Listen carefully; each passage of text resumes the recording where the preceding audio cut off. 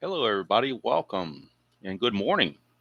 I think it's one of the rare times I'm actually doing this in the morning. I'm experimenting with my times to see what may work and what may not work as to what people like or when they're able to watch. I know a couple times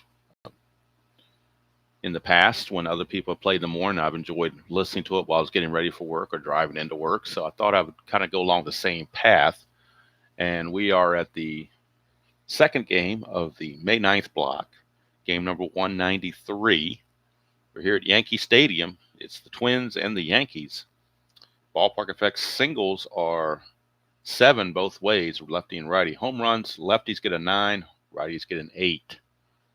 And this Rasmussen on the mound for the Yankees against Les Straker for the Twins. Straker, however, has a hold rating of +2. Nieto, the catcher, a +2, so a +4. That means Ricky Henderson and maybe a few other Yankees might be trying to take advantage of that. Rasmussen has a +3 hold. Skinner is a 0, so he's actually a +3. That was a misprint there on a -3. He's actually a +3. So both base runners both teams of good base runners are going to be looking to do something. Hello, midlife. Going to be looking to do something with the base paths here. So early morning strat. Take your demos to work, whatever you want to call it. We're just going to try it here, see how it plays out. Hello, Scooney. Good to see you. Got my coffee with me, ready to go.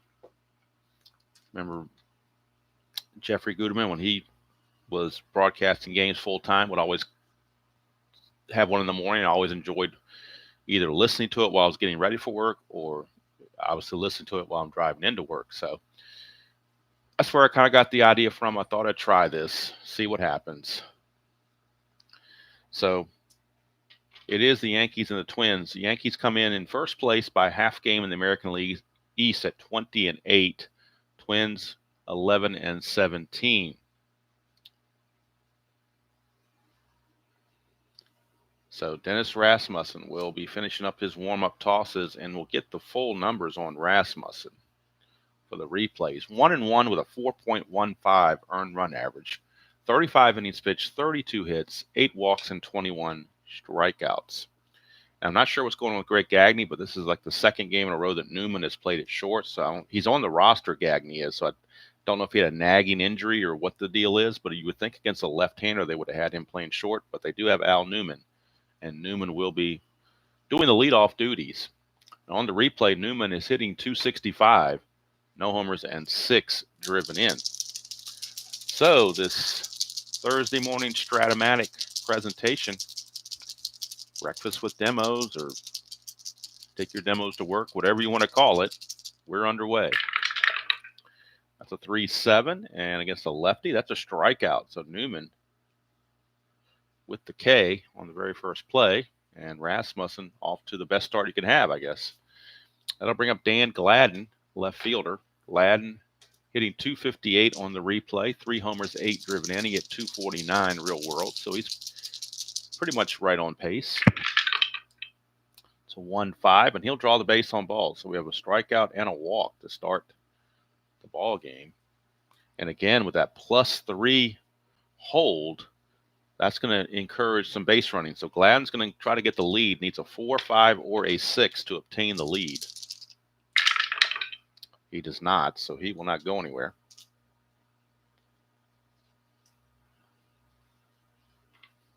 Sounds interesting.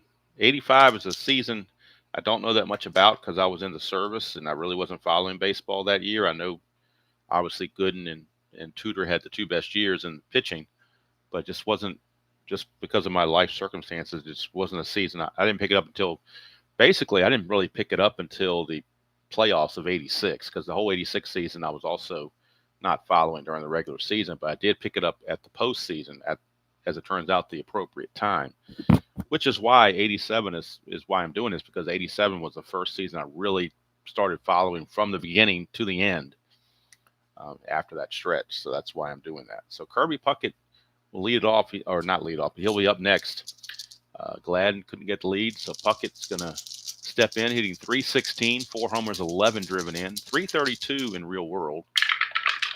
Oh, we got hopping dice, so they don't count unless all 4 land in the tray and they're flat. 3-7 for Puckett against the lefty. He's going to strike out. So we still haven't put a ball in play yet. We've had 2 strikeouts and a walk. And that will turn it over to Gary Gaetti, third baseman. Gaetti on the replay, hitting 267, 4 homers, and 21 driven in.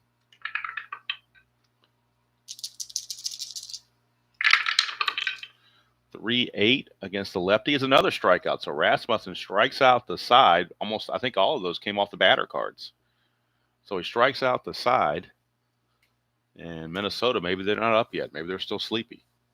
But they go quietly. And we go to the bottom of the first. It is Minnesota nothing, and the Yankees coming to bat. And here Les Straker, right-hander. Chris Berman called him Les Moon Straker after the James Bond movie. Straker is 1-1 with a 4.32 earned run average. He's gone 8 innings, 8 hits, 13 walks, and 5 strikeouts. So obviously the 13 walks in the 8 innings, that's the bugaboo right there. That's the one that would get him. I guess you could also call him Straker Ace if you're a Burt Reynolds fan. But I think Moon Straker probably fits him better. Ricky Henderson will lead things off. He's hitting 324, 5 homers, 14 runs batted in. He stole 7 bases so far in the replay. He stole 41 total. He hit 291 real world. So he's a little bit better than his average, but he's on pace for it. But still got a long way to go. And a short time to get there, speaking of Burt Reynolds. 3-6. Actually, we have a long time to get there. 3-6 is a base on balls. That's not what you want to do to Ricky. For Ricky Henderson, that is his 27th walk. Already, he definitely, I'm sure he leads the league in walks. He just walks all the time. So Henderson looking to get the jump. And again, Straker, that +4. That's not going to help his catcher out at all. To get the lead, a 6 or a 7. But with a number like that, Ricky could go without having a jump. And he might try it. It'd be a 15 on the secondary lead. -4 for being held, being 11, but then the +4 is a 15. They're going to try it 1-15, even without the good lead, 1-15. And he's in there. Stolen base, Ricky Henderson says, I don't need no lead. So Ricky Henderson, his stolen base. And he is in scoring position with nobody out for Willie Randolph. And they're just going to abuse Straker the whole game, it appears. So here now is Willie Randolph, the veteran. Randolph is hitting 333 and 111 at bats. He hit 305 real world. No homers, 15 runs batted in. So 5-7, and that's ground ball shortstop X. That'll be Newman. He's a 3E12. Whoops, 3E12. And again, doesn't matter what color. I keep changing the color of the D20s, and they're still evil. They still come with these low numbers. I don't know what to do. I've tried every color I can think of. So 3 and a 3. It's going to be a single 1 star. At least Ricky won't score. He will just go to third on the single by Randolph. But now we're checking for an error, E12 on Newman. And that's a 3-15 and 18. So he should be able to avoid that, you would think, and he does. But it's going to be first and third, nobody out. Straker in an early bind. Randolph looking to get the lead, needs a 3. Cannot get the lead, and we're not going to try his secondary lead drops way down to a 6, so no way we're doing that. Not with Donnie Baseball coming up. So Don Mattingly is up. He's hitting 301 on the replay, 3 homers, 16 driven in. He hit 327 on the replay real world. Twins are back for the double play. They will trade the run to get 2 outs.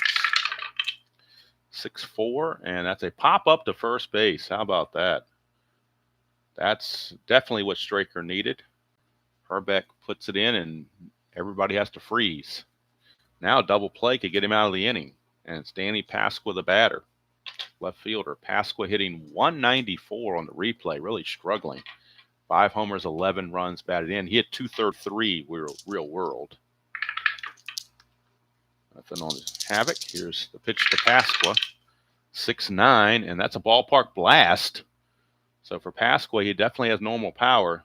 It would be a 1-9, but that's a 16. However, it will still be a sacrifice fly to right field. Wasn't quite deep enough, but it was deep enough to score Ricky Henderson, as the default is a fly ball B when the home run fails. So sacrifice fly for Dan Pasqua.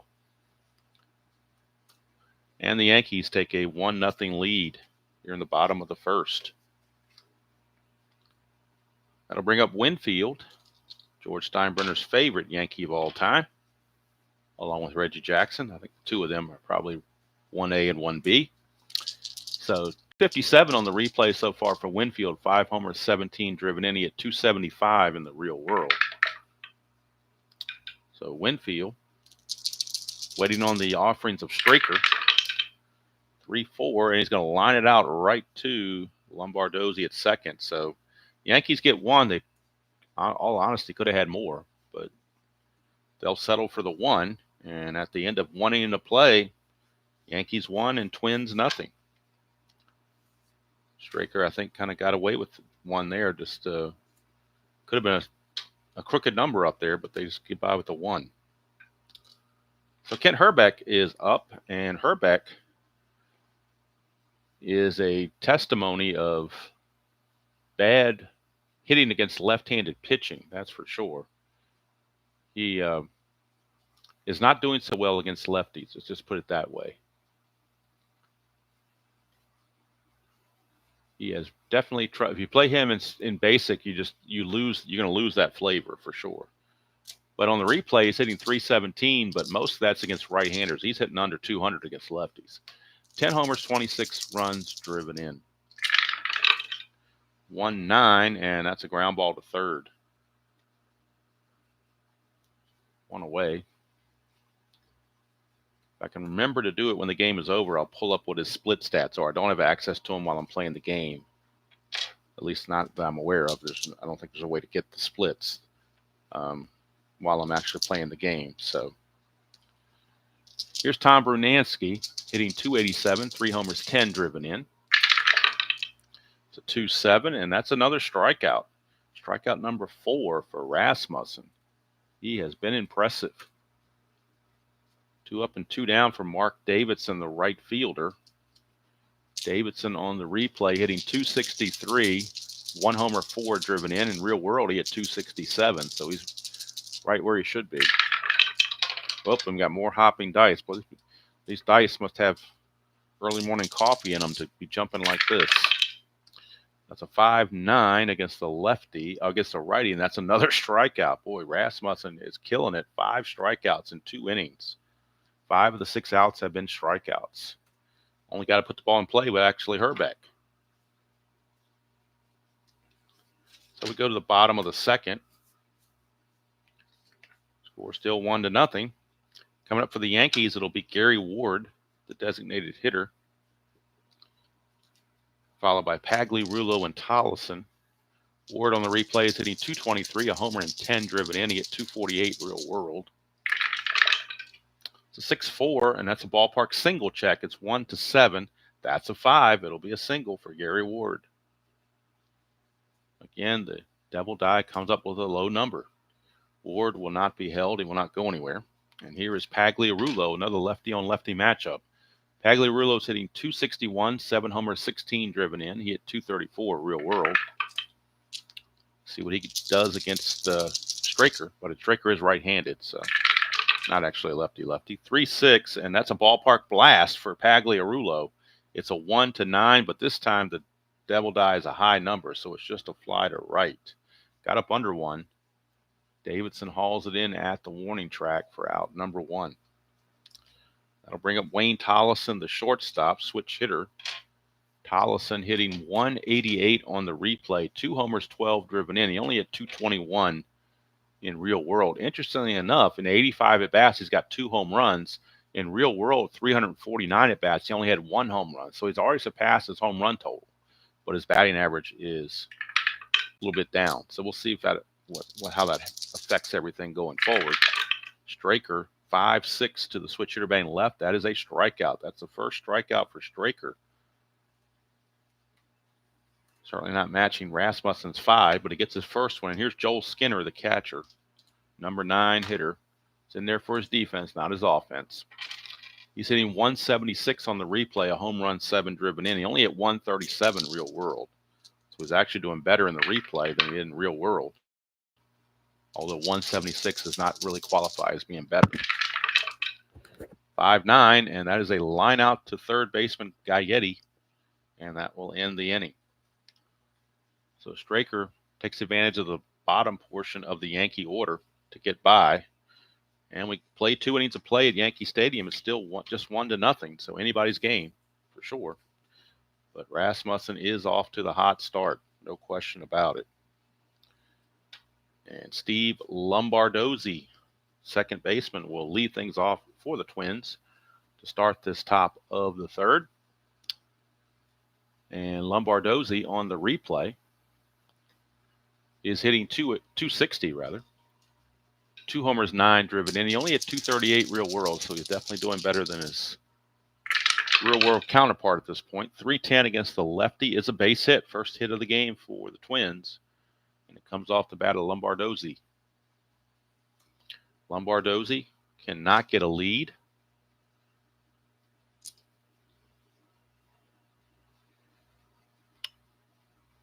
Or should he try? You know, he should. If he rolls a 4, he can get a lead. So we're going to try it. Cannot get the lead. Okay, so he will hold. Here's Nieto. 4-4, and that's an in-home run chance. Nieto has normal power. That's gone. Look at it again. 4-4 is an in-home run chance, and he has normal power against the lefties. That is out of here. You don't even need the D20. That is out of here. Nieto on the replay didn't get to his stats. He's hitting 245 on the replay. No homers, 2 driven in. He hit 200 real world with 1 home run. Well, here's the 1 home run right here. He just crushed it.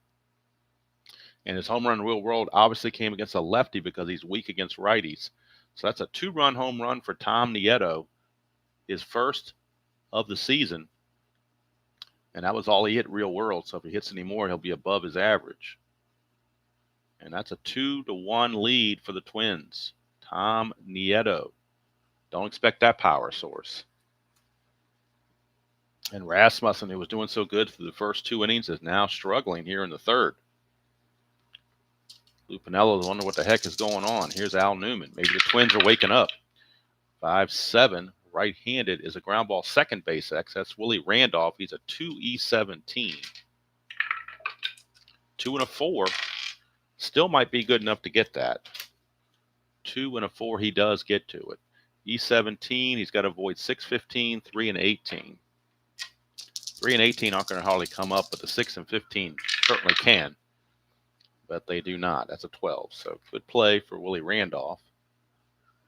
Newman is retired. And that'll flip it over to Dan Gladden.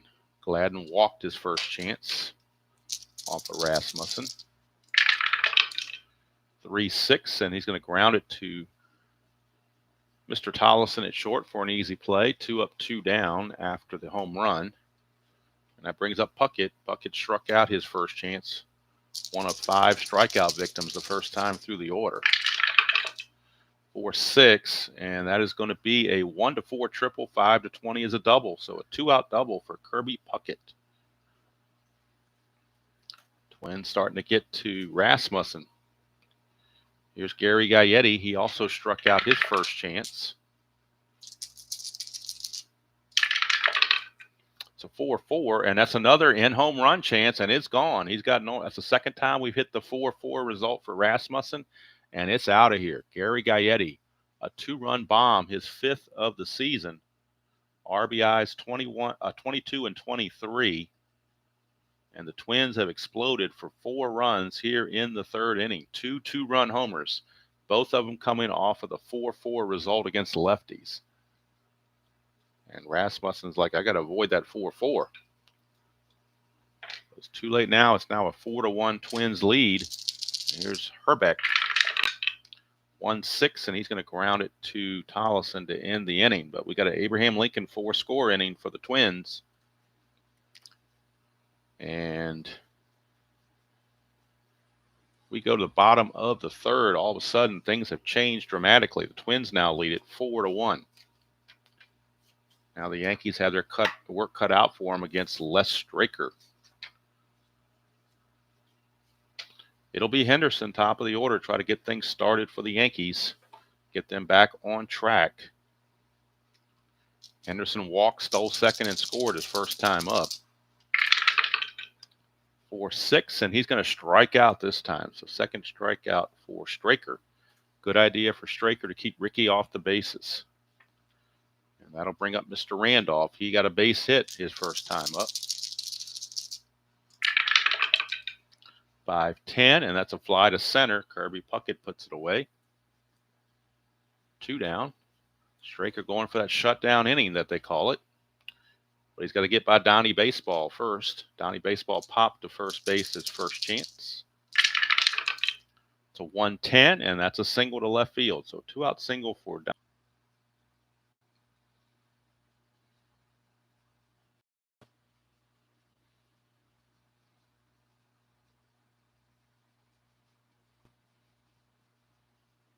Okay, I think we're back live now. I don't know why I got the circles in the sand for the internet problems this morning. No, I didn't think there'd be a whole lot of traffic this morning on the internet like it is in the evenings, but for whatever reason, maybe my Xfinity is asleep too. Who knows? But I think we're back anyway. Don't know what the last thing anybody saw was, but the inning on the bottom of the third, Ricky Henderson struck out. Willie Randolph flew to center, and Mattingly just had a 2-out single to send it over to Dan Pasqua, and that's where we will be leaving off. So hopefully everybody saw all that.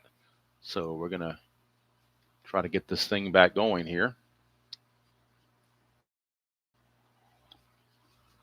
Let me bring up the Strat-O-Matic computer once again and hope that we can get this thing going. Actually, I'll score it later. I'm just going to get the stats. I want to make the stats available, so I'll have it up just for the stats, if nothing else. All right, so Dan Pasqua will be not leading things off, but he'll be leading us off after a snafu. 2 outs, Mattingly at first, and Straker. Havoc roll, nothing happening. Yeah, hopefully we're back, and hopefully we're back to stay. Here's Pasqua, 3-7, and that's a strikeout to end the inning. So I don't know midlife if the Mattingly single showed up before it conked out or not, but that's what had happened. But Straker gets the strikeout to get out of the inning, and at the end of 3, it is a 4-1 Twins lead. Rasmussen trying to regroup, and he'll be facing Brunansky, Davidson, and Lombardozzi for the Twins. We got a 6-9, and that's against a right-hander. That's a fly out to center field. Ricky Henderson puts it away. 1 down. Here's Davidson.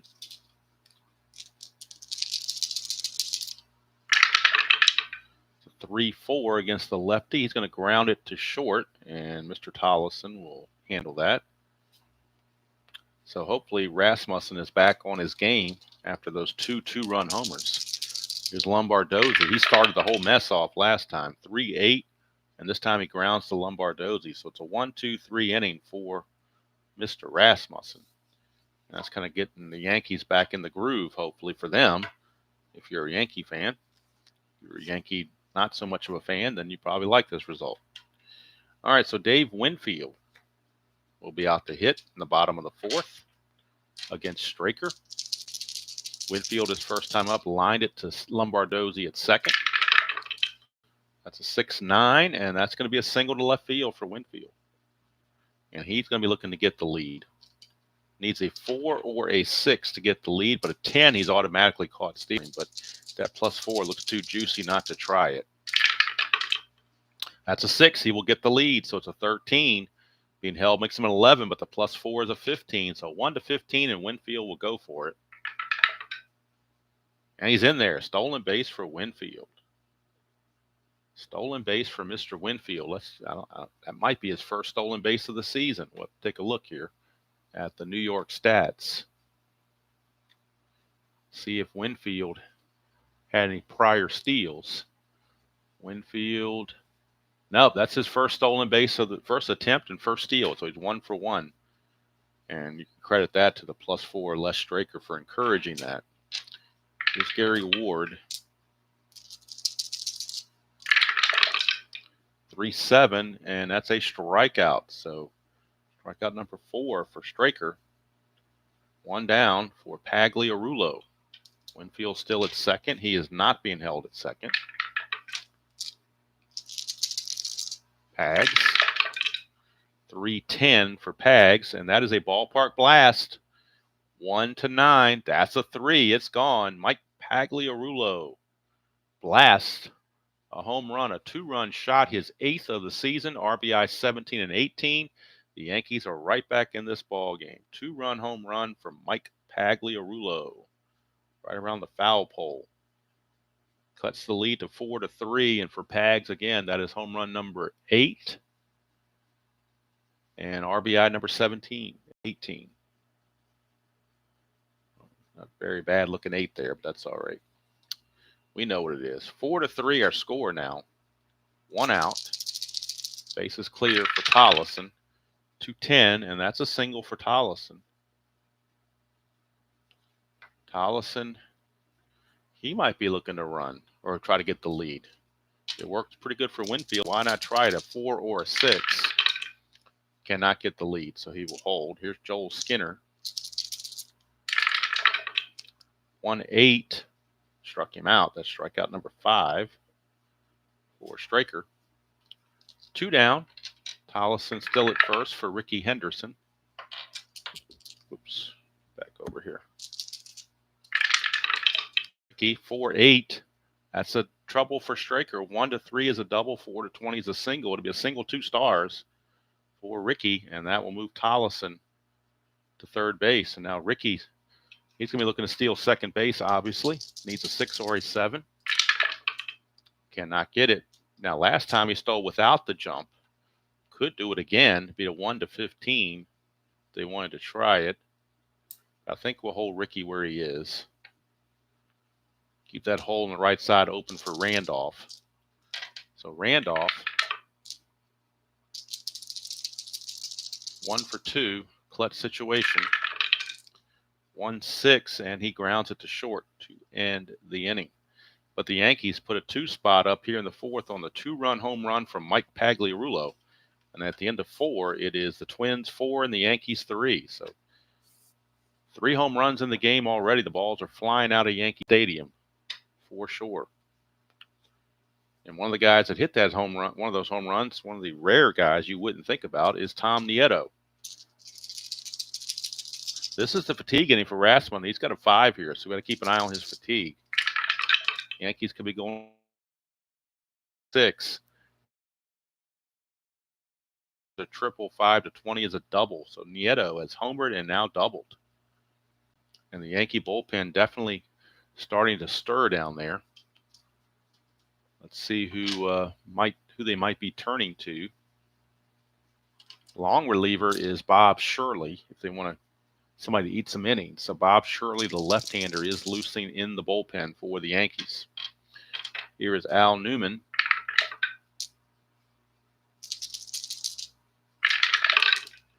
(1-7) against the left-hander is a base on balls. Second walk issued by Rasmussen. One more base runner, and he'll be tired. Here's Gladden, actually a right-hander loosening the Yankee bullpen now because right-handers are coming up. So it does appear that Cecilio Guante is loosening in the bullpen along with Bob Shirley. Double barrel action as Lou Piniella is not taking any chances. Here's Gladden. 5-7, and that's a ground ball, second base X. And the runner on second was not being held, so that means Randolph will keep his full 2E17. They could use a double play right now. 2 and a 15 might give it to him. A 2 and a 15 is a G1, so without an error, this will be a double play. He's an E17. He's got to avoid 6, 15, 3, and 18. And a 15. Wouldn't you know it? Boy, he just can't catch a break. He makes a nice play on the range, but then he boots it for a one-base error. One-base error on Willie Randolph. And boy, that's got to get Pinella's goad right there. Should have been a double play. Instead, it's the bases are loaded with nobody out. And Kirby Puckett is your batter. Puckett traditionally crushes left-handed pitching. So the Yankees will be making a move to the bullpen. They will be making a move to Cecilio Guante. Rasmussen's going to go 4+, and he's going to give up 4 runs so far, 4 earned, but he is responsible for everybody on base, so this could change. Hits, let's see, 1, 2, 3, 4, 5 hits. He walked 2, and he struck out 5. He struck out 5 the first 2 innings, hasn't struck out anybody since. So Rasmussen is out of there. And they turn to Cecilio Guante. Right-hander out of the bullpen. Guante's numbers on the replay. He is 3-0, ERA of 3.91. He does have a save. This will be his 13th appearance. He's gone 25 1/3 innings, 27 hits, 13 walks, and 37 strikeouts. So we'll see what Guante can do against Kirby Puckett. The infield is back for a double play. They desperately need outs. Desperately need some outs. 4-11, and that's a fly ball. Left field X, that's Pasqua. He's a 3-E5.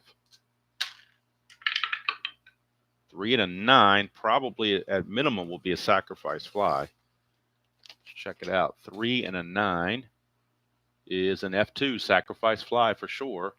His error is an E5. He's got to avoid 4, 14, and 18. And that's a 5. It's a rare play on an F2. So can't get anything straight here under normal circumstances. We have to go to the rare play. F2, rare play. The outfielder catches the fly ball for an out. If there is a runner at third base, he tags up and scores the run. The play is appealed by the defense, and the umpire rules that the runner left third base early. He is out on an appeal play. So there you go. Finally got a rare play that's worth something. Scoring or attempting to score was Nieto, but he left early according to the umpire. So this will be a double play. It's a fly to left by Puckett, and then Nieto is out. I'm not sure on appeal the rules on scoring, but I think it goes to the third baseman unassisted, if I'm not mistaken, because he's the closest to him. But don't quote me. I have to look that one up. Doesn't happen very often, but it is a double play. So that's the biggest thing. Guante gets 2 outs on 1 pitch because Nieto left early. And now he's got a chance to get out of the inning, amazingly enough. Got to get Gary Gaetti, though. Still got 2 runners on base, so he's not out of the woods yet. But he's off to a good start. 2-9 for Gaetti, and he gets a ground ball to short, and that's going to do it. And it's a good thing that happened with the infield back, because with the infield in, that would have been a base hit. But infield back, they take care of it, and the Twins come away with nothing. They had the bases loaded and nobody out and cannot score them. That could come back to bite them in the butt before this game is over. So Guante, a heck of a job to get out of that. Got some help from Nieto for poor base running, but he'll take it. We go to the bottom of the 5th, still 4-3, anybody's game. Here is Mattingly. 5-7, and that is a ground ball shortstop X. We're looking at Newman. He's a 3-E12. 3 13, he'll get to that. E12 is a shortstop, and that is an 11. Should be okay, I would think. E12 and an 11. Yep, 15, 3, and 18 are the only errors, so good play for Newman as he takes care of Mattingly. I did have to shut down the Strat computer when I had to reboot, so I'm not able to score it now the way I was, but I do have the stats up so I can pull up the stats whenever I need them. But I'll score the game later when the game's over. Here's Pasqua. 3-7, and that is a strikeout for Straker. Strikeout number 6. And here's Winfield. Single, stole a base, and scored his last time up. 1-7. He's going to strike out again. 7 strikeouts for Les Straker. I guess for the Twins, less is more, as Straker is getting it done. We go to the 6th. Still 4-3. Guante back out. We'll be facing Herbeck, Brunansky, and Davidson. And here I'll go, hello, Joel. And here, since I'm not scoring the game now, and I just had the stats up, now I can give you the lefty-righty breakdown on the replay for Mr. Herbeck, because it's not like night and day. Herbeck against right-handed pitching is hitting 385. Against lefties, he's hitting 205. So in 65 at-bats against right-handers, he's hitting 385. In 39 at-bats against left-handers, he's hitting 205. So the lefty-righty for Herbeck in particular definitely matters. So now he's got a righty in there. Maybe he can get something done. He was 0 for 2 against the lefty. 5-7, and it's ground ball second base X. That's Randolph. He's a 2E17. 2-17, he'll get to that. E17. Made an error last time. This time I think 10 is safe. Yep, 10 is safe, so no error this time. Randolph does make the play for out number 1. Here's Brunansky. Brunansky, the batter. 6-8, and that's a strikeout for Guante. So Guante's feeling it this morning too, apparently. Here's Davidson. 5-8, and that's another strikeout for Guante. So boy, Guante has been stellar since coming into the ball game. He is keeping the Yankees in this game. Here's Straker. This will be inning number 6. This is his fatigue inning to keep an eye on. Gary Ward is your batter. It'll be Ward, Pagliarulo, and Tollison. Still 1 inning away from pinch hitting, so we're going to stick with the regulars for now. Ward is your batter. 1-6 for Ward. He's going to fly to center, and that's 1 away. Bringing up Pagliarulo. He had a 2-run homer his last time up. Did Pagliarulo. 1-9, and this time won't be a homer. It'll be a line out to second base. It's a 1-2 single, but a 3-20 line out, and that's a 3.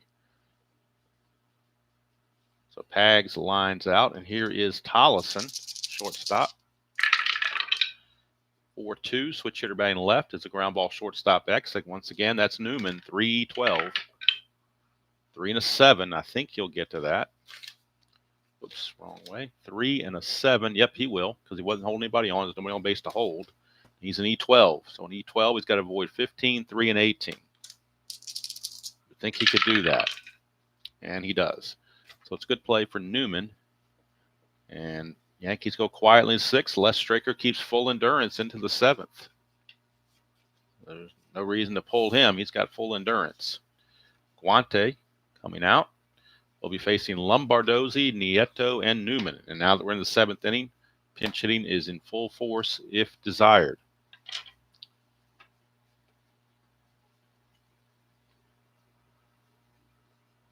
Oh, when I'm keeping score like this, let me get this out of the way here. This just tells me what batter he reached the base on. Like this little 2 up here says that Newman reached second base on the second batter of the game, Gladden. The number 2 batter brought him in. Like down here on Lombardozzi, he scores on the home run by the 9th place hitter. That's why there's a 9 there. Like down here somewhere, let me find something else here. Like here, Tollison singled, and then he went to third on the single by Henderson, who's the number 1 hitter. So I put a little number 1 there to tell me that he got to third base when Henderson got the hit.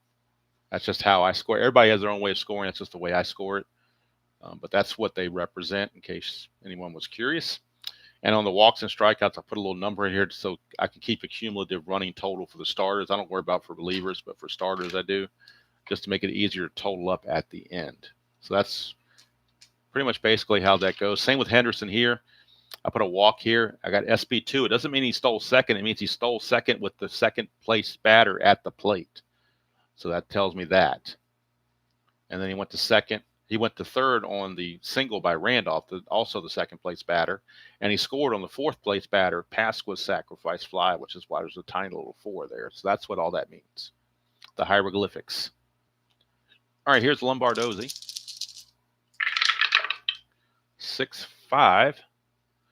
Lombardozzi is a righty, so for Guante, it's another strikeout. Guante is on fire. Obviously, Lou Piniella made the right move, bringing Guante in. Here's Nieto. 1-7, and that's a 1 single. Anything else? He lines to Tollison at short, 2 down, and here's Newman. 1-6 for Newman, and he's going to ground it to Mattingly. Takes it to the bag himself, and the inning is over. So Guante pitches very, very well. He may just keep going. He's pitched so well. Why would you want to take him out?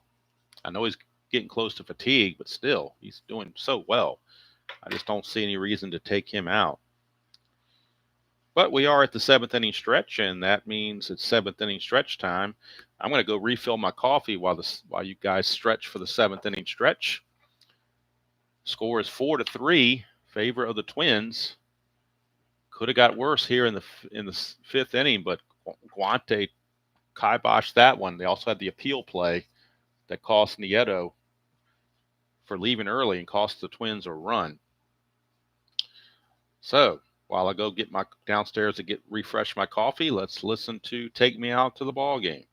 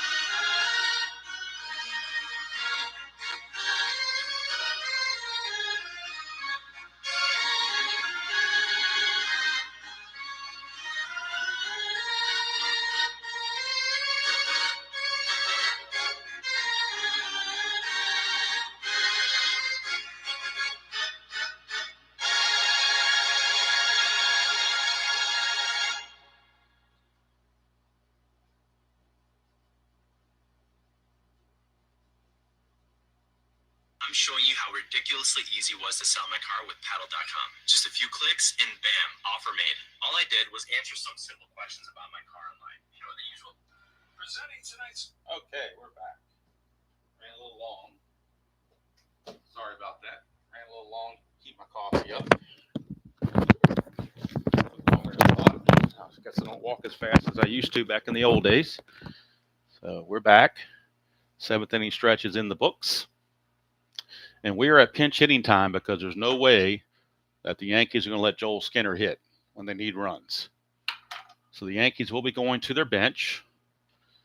And if you want to see what they have available, they got Ron Kittle, Rick Cerrone, Len Sakata, and Henry Cotto from the right side. And they have Claudell Washington from the left side. So Claudell Washington will pick up a bat and hit for Skinner. And then Rick Cerrone will take over as the catcher. So Claudell Washington will pinch hit here in the 7th inning. And Cerrone will take over and catch in the 8th. So Claudell Washington will give it a go. Joel Skinner is gone for the game. Rick Cerrone will come in and catch at the top of the inning. It'll be Claudell Washington, Ricky Henderson, and Willie Randolph due up full endurance for Mr. Straker. We'll see how he does. Let's see if I can bring this back on, give a little bit more light. There we go. Claudel, let's get the numbers on Claudel for his pinch hitting. See how he's doing. Claudel Washington on the replay. Let's get his full numbers. Washington, whoops, get back up here. Washington on the replay is actually hitting 400 in 45 at bats. He's 18 out of 45, 1 homer, 11 driven in. So he's only had 45 at bats. So take that with a salt. In real world, he had 312 and hit 279. So I'm sure that will average out probably. But here's Washington, pinch hitter, 110, and that's a ground ball to short. Mr. Newman has it, and there's one away. Just missed a ballpark blast that would have tied the game. 111 would have been a ballpark blast that tied the game, but 110 just barely misses it. And now we're back to the top of the order for Ricky Henderson. Henderson has stole 7 bases on the replay. He's been caught 4 times, though, so his percentage is not all that great. It's a 4-7. Ground ball second base X. We're looking at Lombardozzi. He's a 2 E18. 2 with an E18. 2 and a 6. That's should be okay. 2 and a 6 G2. That's good enough. Lombardozzi's error rating is an E18. So he has to avoid 13, 3, and 18. The 3 and 18 are pretty safe. It's that 13 that comes up too many times. And well, it came close. That was a 12. Boy, that came so close, I thought for sure that was it right there. But fortunately for the Twins, it was not. So Ricky is out of there as Lombardozzi makes the tough play, keeps Ricky off the bases. That's what they have to do. Here's Randolph, 2-9, and that's a walk for Randolph. So that's the first chink in the Les Straker armor right there. But Randolph with the 3 could get a good lead and get a chance to get in scoring position. So they got to try to establish the lead. He needs a 3, doesn't get it, so he'll hold for Don Mattingly. Now the question is, the only lefty that the Twins have in the bullpen is the Colonel Joe Klink. So I don't know if they want to bring him in right now. They might. Klink is a computer-generated card because he didn't have enough innings pitched. Let me see what he's doing on the replay as far as lefty-righty splits. See how he's doing here. They may make this move right now and not risk having Straker face Mattingly for a 4th time. They are going to bring in Joe Klink. So Les Straker, that's going to be it for Straker. Straker's going to go 6 2/3.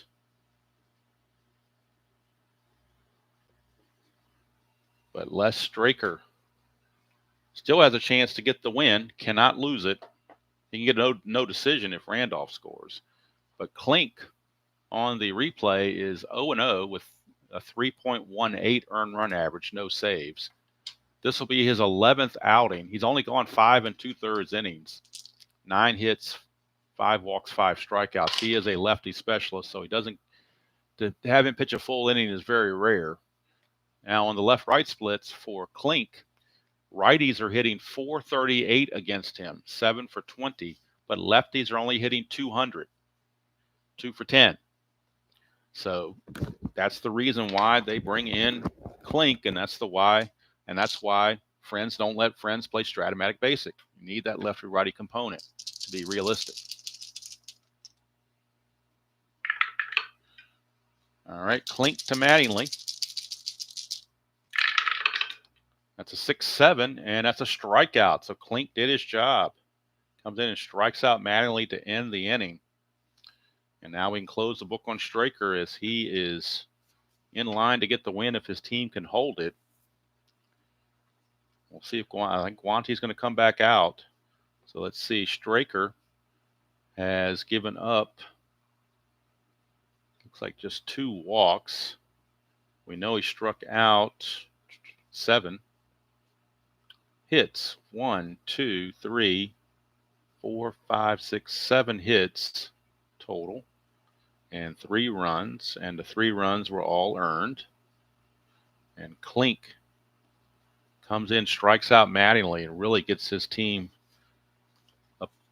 just a boost right there to strike out the prodigiously hitting Mattingly. So we go to the 8th. It'll be Dan Gladden, Puckett, and Gaetti. Yankee bullpen, Tim Stoddard, another right-hander, is loosening in the bullpen. They also have left-hander Pat Clements for when they get down to Herbeck. But right now, Guante is going to continue. 111, and that's a ground ball to short. Tollison is there, one away for Kirby Puckett.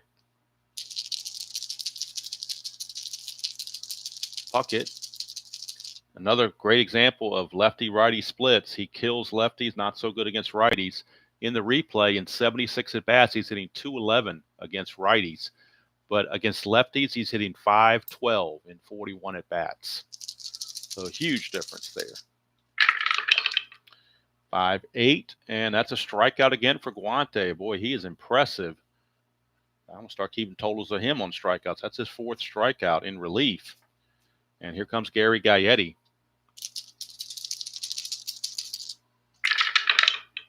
310 for Gaetti, and that is a fly to center. It would be a change to a hit if there were runners in scoring position and 2 outs, but there are not. So that's going to do it for Guante. He is impressive. Keeps his team in the game.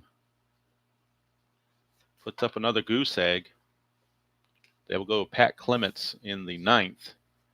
But boy, Guante did it for sure. He goes 4 innings of relief. 4 innings of relief, and he gave up no hits or runs. Very, very impressive. Struck out 4, didn't walk anybody. He didn't allow a base runner to reach at all. And he didn't allow the inherited run. I mean, you can't do any better than that for Guante. Very, very impressive. So now Klink will have to face Dan Pasqua unless the Yankees want to pinch hit for Pasqua. They do have right-handed bench players. Henry Cotto, for one. He's one of the righties they have on the bench. They also have Ron Kittle, a big, powerful hitter that can hit. So they're going to take Pasqua out with the lefty on the mound, and they're going to go to Ron Kittle. Pasqua against lefties, not known to be traditionally favorable for his matchups. And in fact, on the replay for Pasqua, he is hitting .214 against right-handers, but 0 against lefties. He's 0 for 6 against lefties.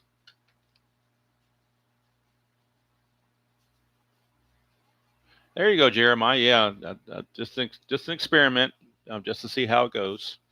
If it's not received very well, then I won't do it anymore, but I thought I'd try it. All right, so we're going to have Mr. Kittle. Ron Kittle in bits is going to pinch hit and stay in the game to play left field. Unless they want to bring Cotto in. We'll figure out what the scoring is. We may, because Kittle's not very good, they may bring Cotto in for defense. So we'll have to wait and see. But right now it is Ron Kittle. And Kittle on the replay is hitting .286 against right-handers, but .343 against lefties. So he's got a good matchup on the replay. Overall, Kittle checks in, hitting .321, 6 homers and 16 driven in. 6-9, and that's a ground ball shortstop X. That'll be Mr. Newman. 3-12. 3 and a 9 should be okay, we would think. Oops. 3 and a 9 is a G3. That's good enough. That's all you need with the bases empty. He's an E12, so he has to avoid 15, 3, and 18. We're not worried about the 3 and 18. They hardly ever come up, but that 15 sticks out like a sore thumb. And he gets by this time. So good play for Mr. Newman. And he takes care of the pinch hitter Kittle. Probably going to have Cotto come in and play defense in the 9th. Would make sense. Winfield. In fact, I'll go ahead and write that in right now. Cotto, left field in the 9th. So Winfield is your batter. Let's see if they want to keep Klink in there. I think they're going to go ahead and pull Klink. They don't want to overdo Klink here. So Klink faced 2 batters and got them both out. He goes 2/3 of an inning with a strikeout, gives up nothing else. And the Twins rather, will now turn to their closer, Jeff Reardon. Look for a 5-out save for Jeff Reardon. Reardon, because of the Twins' not so good record, he hasn't really pitched that much, so he's got a lot of juice left in him. Yeah, I miss Mr. Guterman's games. Hopefully one day he'll get back to that, but I do miss those morning games and all the games from him, actually, but especially in the morning. So Winfield will be facing Reardon. And on the replay, Reardon is 1-1 with 3 saves, a 3.27 earned run average. This will be appearance number 8 for him. 11 innings pitched, 10 hits, 4 walks, and 7 strikeouts. Hello, Dan. Good to see you. So 4-3 Twins. Reardon now facing Winfield with 1 out in the bottom of the 8th and the bases empty of a 4-3 game. 3-3 for Winfield. He grounds it to Gaetti, and that's out number 2. That'll bring up Gary Ward. They've already used Claudell Washington, so they have no other lefties on the bench. So Ward's going to have to hit. 6-3, and it's a ground ball first base to Herbeck. Herbeck's a 2-E6. 2 and a 9, he'll get to it. The E6 part. That is a 12. It should be okay, I would think. E6 as the 13 is an error, but 12 is not. So a 2 and a 9 is a G2, but it doesn't matter. Nobody's on base. It's going to be a 3-1 put out as Herbeck will flip it to Reardon covering to end the 8th inning. So we go to the 9th. Score still 4-3. All 4 Twins runs came in the 3rd inning. A 2-run homer by Nieto and a 2-run homer by Gaetti. Yankees came back with 2 of their own on a 2-run homer by Pagliarulo, but it's been all goose eggs since. And now Pat Clements, the lefty, will be coming on for the Yankees as Kent Herbeck, we've already documented, he does not do well against left-handed pitching. So Pat Clement, is Pat Clements on the roster? I don't see him on the roster. Or is he hiding? There he is. He was hiding. Okay, he is on the roster. He was just hiding. That's all.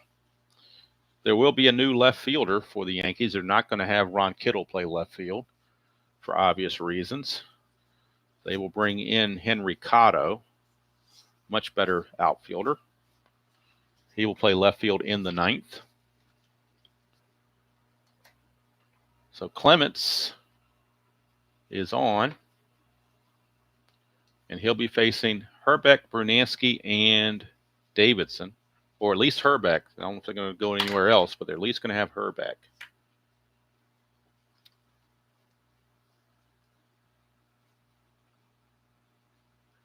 I think he's just having some depression issues and whatnot. He's got the dog and cat now that he's into, so I don't know. I obviously haven't communicated with him for a while, so I don't know how he's doing, but I do hope he comes back. So as I said, we look at the lefty-righty splits on the replay for Herbeck. You can see why I make the move. Herbeck hitting 385 against righties and 205 against lefties. So to me, that was pretty much a no-brainer there. For the left-hander Clements on the replay, Clements is giving up an average of 359 to right-handed hitters, only 176 to lefties. So he's a one-trick pony in this one. On the total replay, Clements is 0-1 with 3 saves, a 6.28 earned run average. This will be his 12th game, gone 14 1/3. 17 hits, 7 walks, and 9 strikeouts. So he's in there to face Herbeck, and that is it. Tim Stoddard will follow against these righties. 6-7, and he gets a ground ball to short. That is Tollison. Tollison's a 3-E22. 3-16 is good. We're looking at the E22. And that is a, 11. E22 and 11. I hope that's okay for Tollison. We'll see.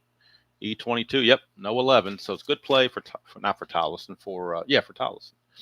So he makes the play, and that's it. Clemens is a one-trick pony.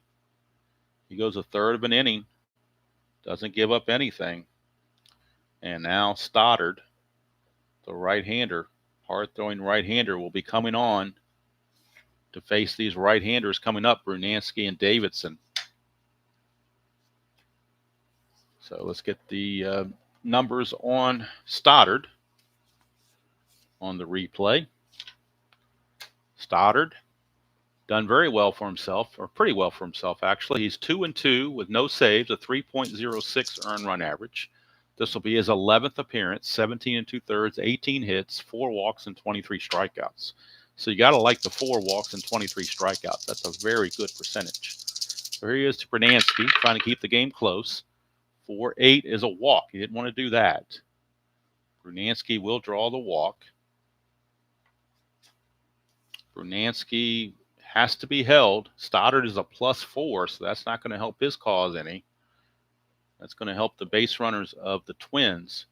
So Brunansky could try to get a steal here. A 3 through 7 gets him the lead, but at 8 or at 12, and he would be automatically caught stealing. But I think with 1 out, they want to get him in scoring position. So Brunansky's going to give it a go. Try to get the lead. Brunansky has 2 steals on the replay without being caught. He needs a 3 through 7 to get the lead. That's a 7. He gets the lead, so he will go. He's a 15, being held as a 13, but the +4 is a 17. And he's in there. Stolen base, his 3rd stolen base of the season without being caught for Brunansky. Twins getting aggressive. And now that'll bring up Davidson, who is 0 for 3, but he's a good defender. They don't want to lose his defense with the lead, so they're going to let him hit. Could bring in Bush, but Bush is a much lesser defender. 6-7 for Stoddard is a ground ball shortstop X. That's Tollison again. He's a 3, 3 and a 5. That could be trouble. Nobody's being held. 3 and a 5 is a ground ball G3 pound, but the runner is not being held, so the pound takes no effect, but the runner will advance. So Brunansky will go to third base on the ground out. The question is, will there be an error? And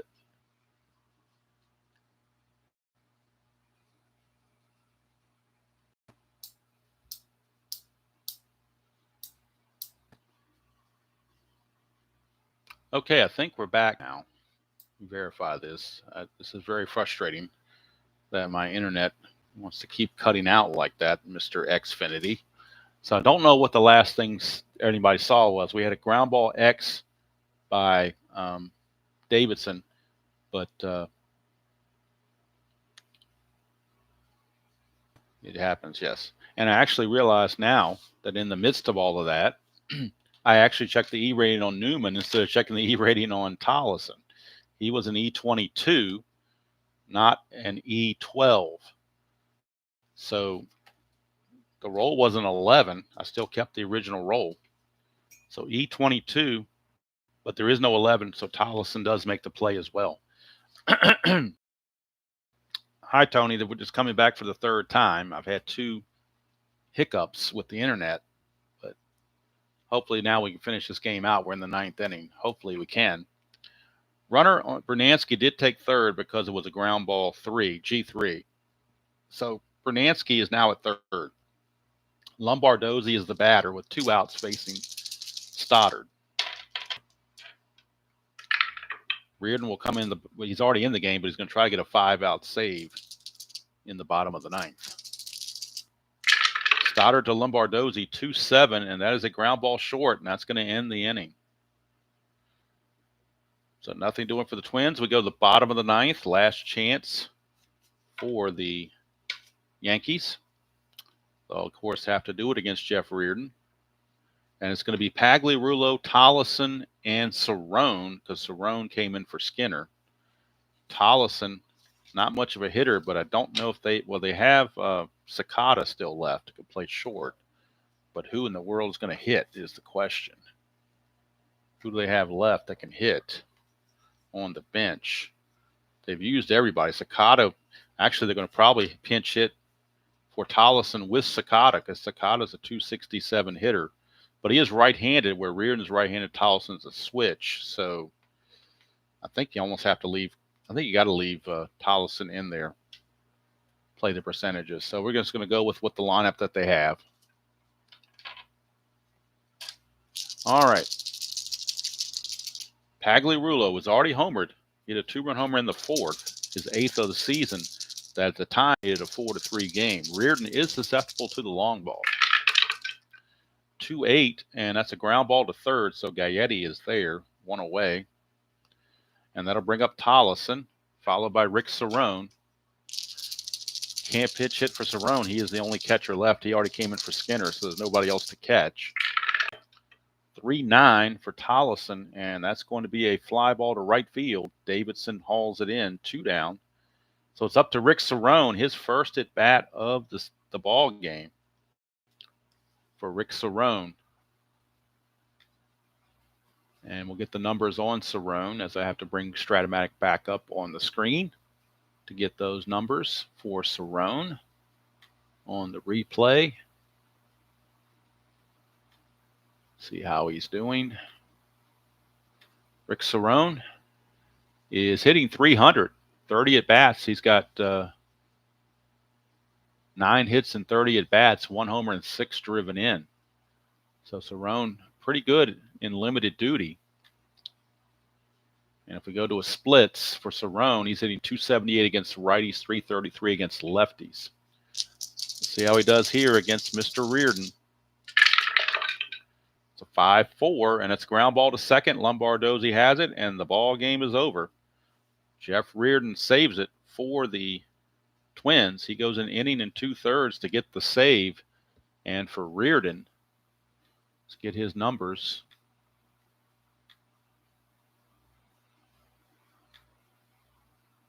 Reardon has picked up his 4th save. The winner is Les Straker. He improves to 2-1 on the replay.